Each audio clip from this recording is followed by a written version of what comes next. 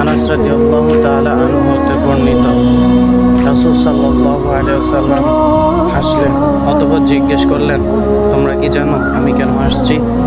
তখন আমরা বললাম, ইয়া রাসূলুল্লাহ, আপনি এবং আল্লাহই ভালো জানেন। আমি হাসছি কিয়ামতের দিন বান্দা এবং আল্লাহর মধ্যে যে কথা হবে সে কথা স্মরণ করে। বান্দা আল্লাহ তাআলাকে বলবেন, হে আল্লাহ, তুমি কি আমাকে জুলুম হতে নিরাপত্তা দান করনি? তখন আল্লাহ তাআলা বলবেন, হ্যাঁ। তখন সে ব্যক্তি বলবে, তাহলে আজ আমি আমার আপন জন ব্যতীত আমার সম্পর্কে অন্য কারো সাক্ষী গ্রহণ করব না।